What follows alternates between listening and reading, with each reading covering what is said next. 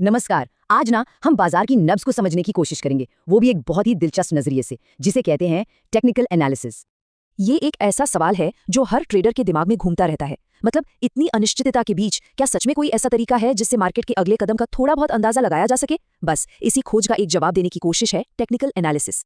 आप technical analysis को ना एक नई भाषा सीखने जैसा समझ सकते हैं। ये बाजार की अपनी भाषा है और ये भाषा बोली जाती है सिर्फ चार्ट्स और पैटर्न के जरिए। तो चलिए आज इस भाषा को डीकोड करना शुरू करते हैं। तो टेक्निकल एनालिसिस है क्या? सीधी सी भाषा में ये सिर्फ इस बात का अध्ययन है कि कीमतें, वॉल्यूम और बाकी मार्केट डेटा पहले कैसा रहा है, ताकि भविष्य का कुछ अंदाजा लग सके। सबसे जरूरी बात यह है कि इसका फोकस क्या हुआ पर होता है, क्यों हुआ पर नहीं। इसको समझने का एक और तरीका है। देखिए, बाजार को देखने के दो मेन नजरिए हैं। एक है फंडामेंटल एनालिसिस, जो कंपनी की हेल्थ, उसका रेवेन्यू, प्रॉफिट, इन सब पर ध्यान देता है। और दूसरा है टेक्निकल एनालिसिस, जो सिर्फ और सिर्फ चार्ट्स, पैटर्न, प्राइस और वॉल्यूम की कहानी पढ़ता है। दोनों के रास्ते एकदम अलग हैं। अच्छा, तो अब जब बेसिक आइडिया क्लियर हो गया है, तो चलिए उस टूल किट पर नजर डालते हैं जो ट्रेडर्स इस्तेमाल करते हैं बाजार की इस भाषा को पढ़ने के लिए। ये हर ट्रेडर के लिए जरूरी औजार हैं। किसी भी टेक्निकल एनालिस्ट के लिए सब कुछ शुरू होता है प्राइस चार्ट से। ये एक कैनवस की तरह है, जहां बाजार की हर एक हलचल, मतलब खरीदारी, बिकवाली, हर उतार चढ़ाव, सब कुछ रिकॉर्ड होता है। वैसे तो चार्ट कई तरह के होते हैं, जैसे लाइन चार्ट, बार चार्ट, लेकिन ट्रेडर्स की सबसे पहली पसंद होता है कैंडलस्टिक चार्ट। अब सवाल है क्यों? क्योंकि ये एक ही नज़र में आपको प्राइस के खुलने, बंद होने, सबसे ऊंचे और सबसे नीचे के लेवल की पूरी कहानी बता देता है। बहुत पावरफुल है ये। तो ठीक है, चार्ट हमारे सामने है। अब सबसे पहला काम क्या है? सबसे पहले ट्रेडर जो चीज ढूंढते हैं वो है ट्रेंड, मतलब बाजार का ओवरऑल डायरेक्शन किस तरफ है, ऊपर जा रहा है, नीचे आ रहा है, या फिर एक ही जगह पे घूम रहा है। और देखिए, बाजार में मोटे तौर पर सिर्फ 3 ही ट्रेंड हो सकते हैं।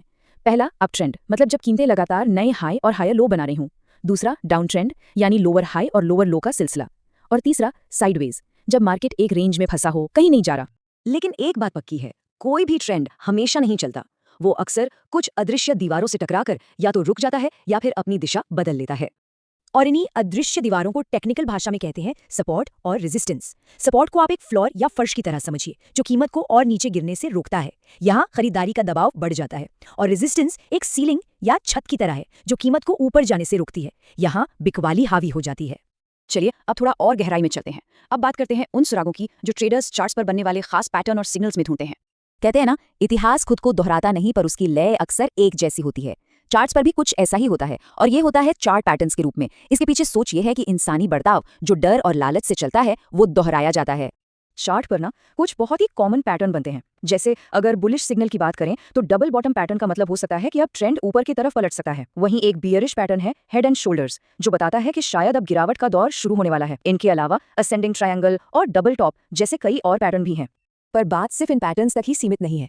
एक ज्यादा मैथमेटिकल अप्रोच के लिए ट्रेडर्स इस्तेमाल करते हैं टेक्निकल इंडिकेटर्स का। चलिए कुछ जरूरी इंडिकेटर्स को फटाफट समझते हैं। सबसे पहले है मूविंग एवरेज या MA।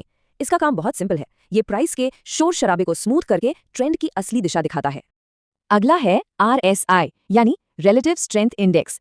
ये एक तरह से मार्केट का थर्मामीटर है।